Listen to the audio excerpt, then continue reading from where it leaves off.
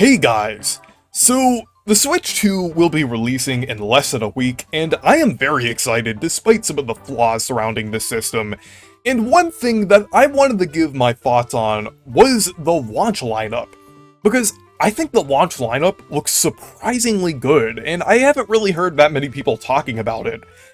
I know there are some weird quirks here and there, but I would say for the most part, it does look to be pretty solid and a lot better than other Nintendo launch lineups, because there are a ton of games here, a lot more games than I was expecting. But before we get started, I wanted to mention that I have a goal to hit 30,000 subscribers before the Nintendo Switch 2 launches. So if you enjoy my content, consider subscribing, and if I hit that goal, I will give away a copy of Mario Kart World. But I first wanted to talk about the Nintendo side of the launch lineup, because it's kind of weird, I would say. It's a lot different than how Nintendo handled previous launch lineups.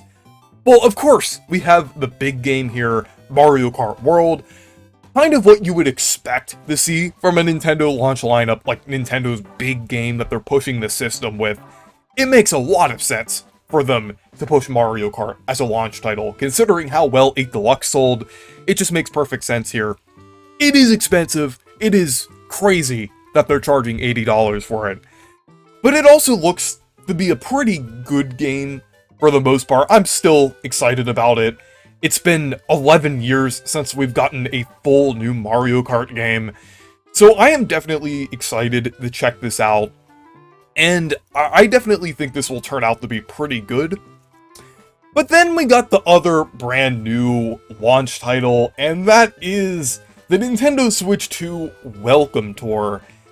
It is just a really weird, gimmicky launch title. I feel like Nintendo has kind of fallen off in terms of making gimmicky launch titles, because we used to get things like Wii Sports and Nintendo Land, but now we're getting things like 1-2 Switch and the Welcome Tour, which are just barely games. It's kind of an exaggeration to even call these games. So it's just weird. This seems like something that should be free and included with the system, not a $10 release. But yeah, I don't really have much to say about it, so I think most people will probably be skipping this one.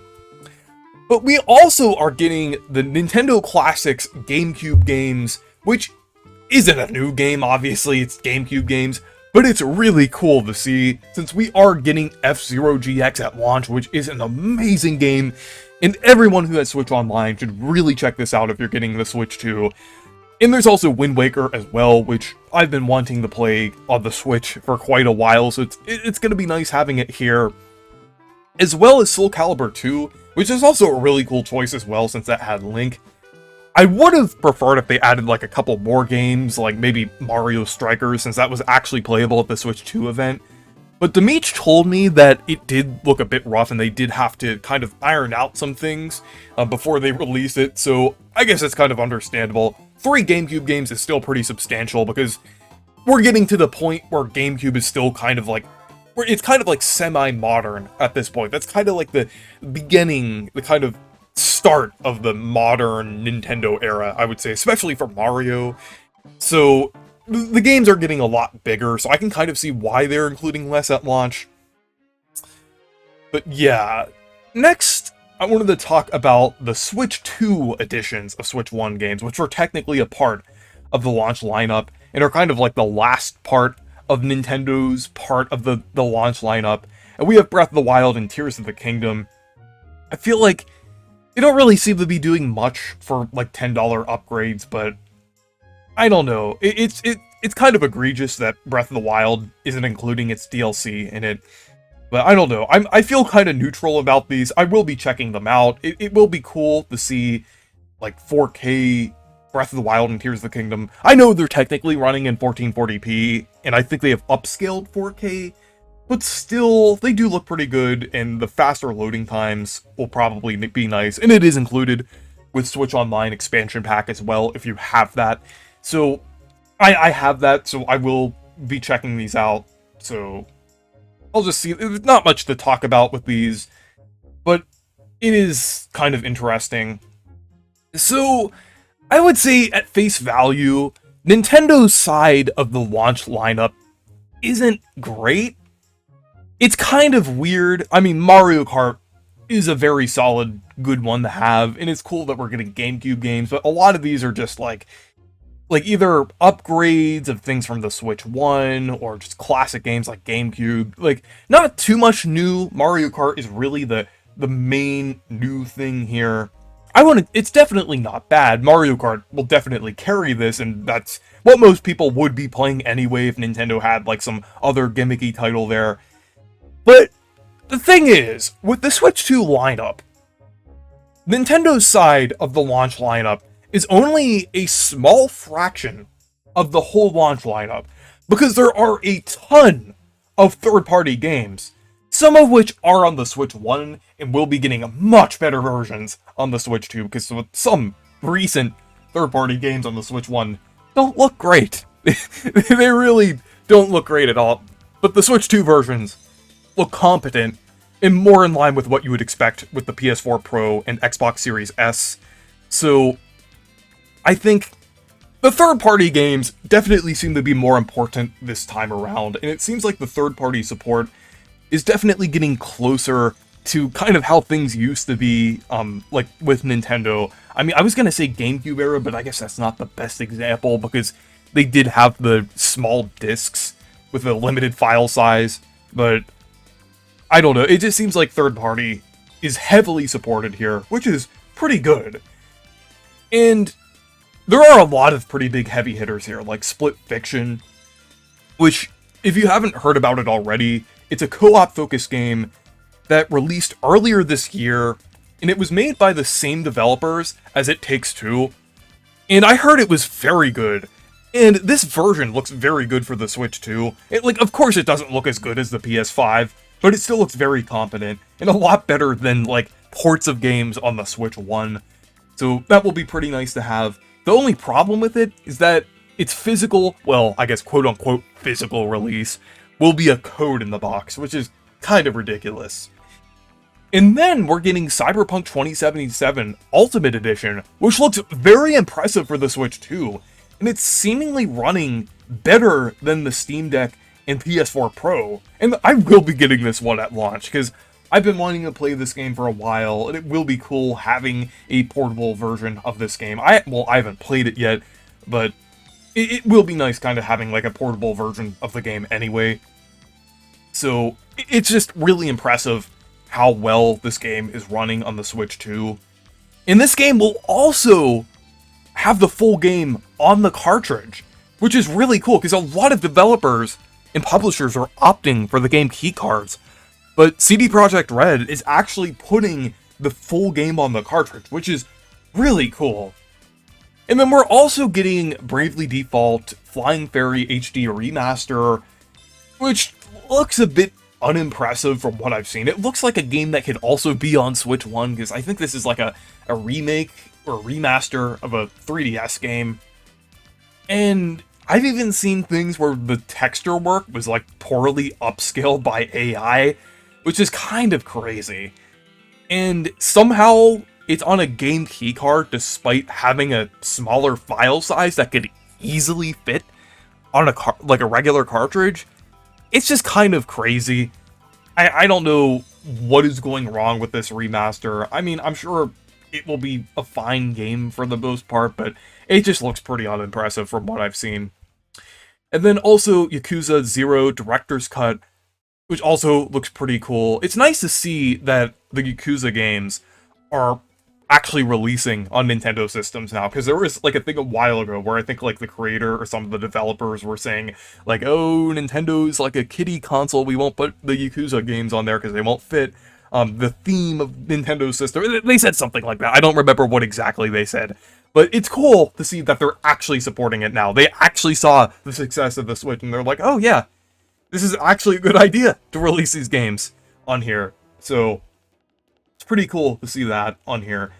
And then also Rune Factory, Guardians of Azuma, Hogwarts Legacy, Fortnite. And with Fortnite, I think it looks like a much more competent version of Fortnite than the Switch version.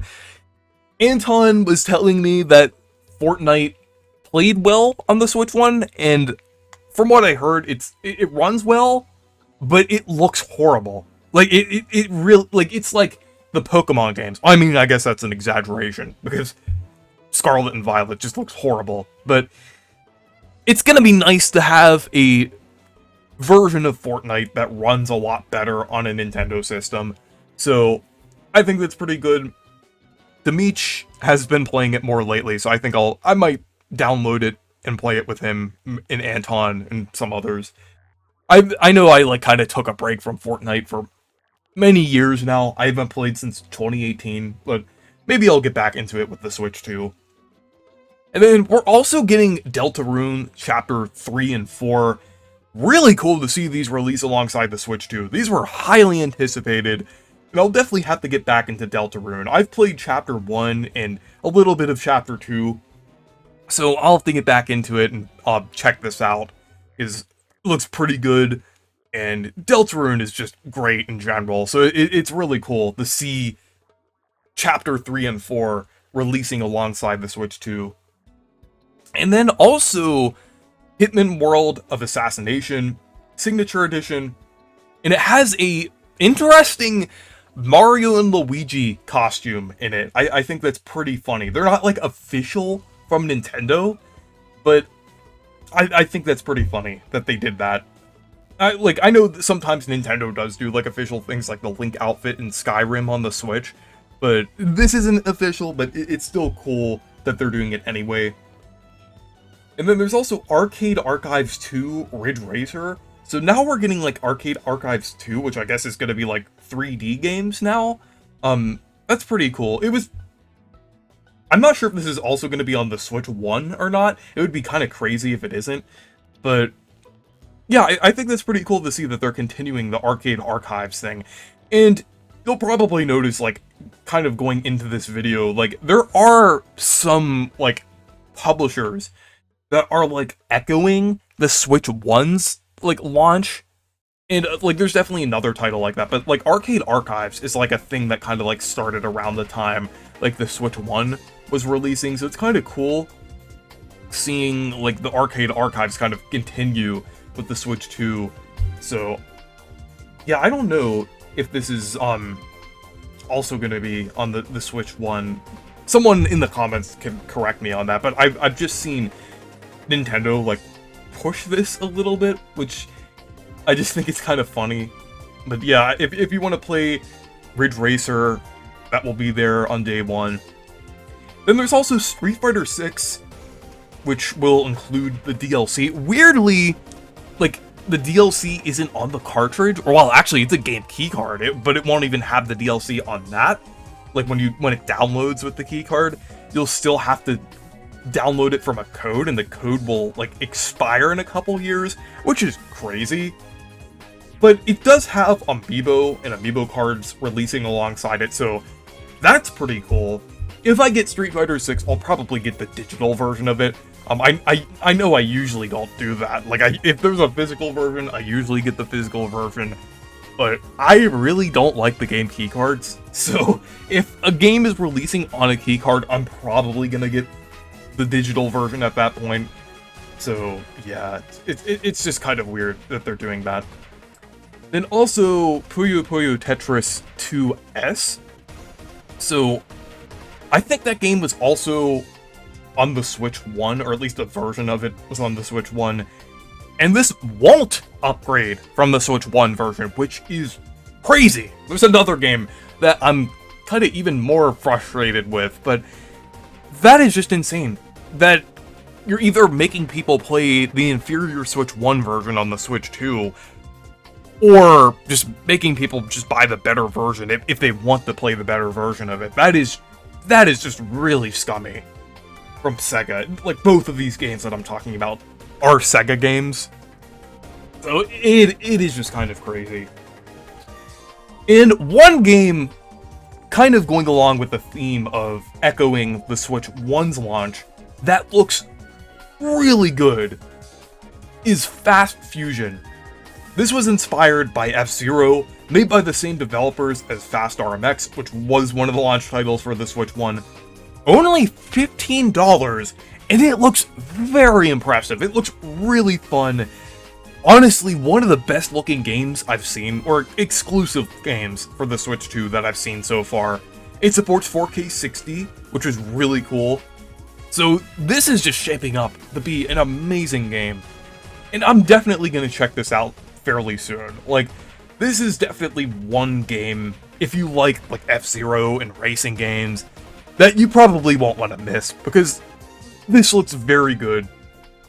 And Shinin, the developers, have proven to make some very impressive games, like on Nintendo's consoles. So this is definitely pretty exciting, and I think it's getting like more content after launch as well. So that is just really cool.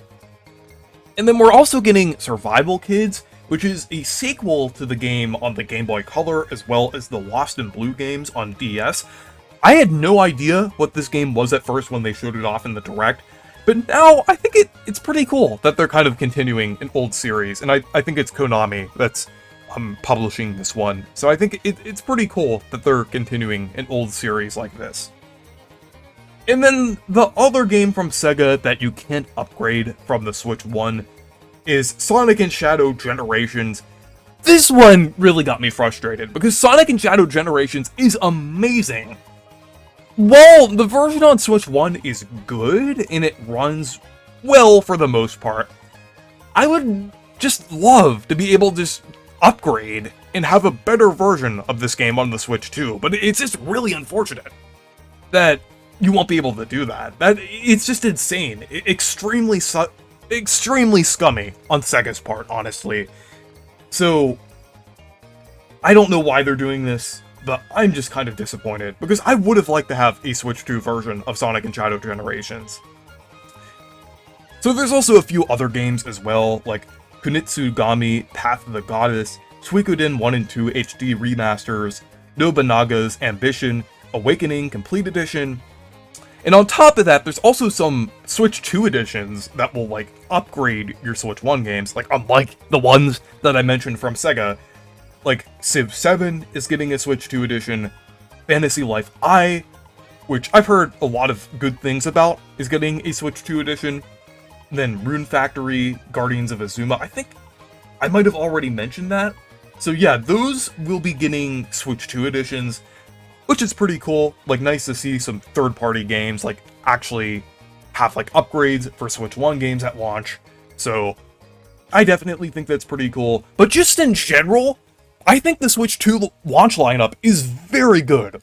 When you're looking at third-party games and just everything in general, not just Nintendo's side of the lineup, I would say it's much better than a lot of other Nintendo launch lineups. Like, most things here seem to be pretty solid. There's only like a few weird quirks, like the Switch 2 Welcome Tour, and like some of the third-party game, or like the third-party games being on key cards, which is ridiculous, as well as like Sonic and Shadow Generations, and like a couple other games, like not having like the upgrades.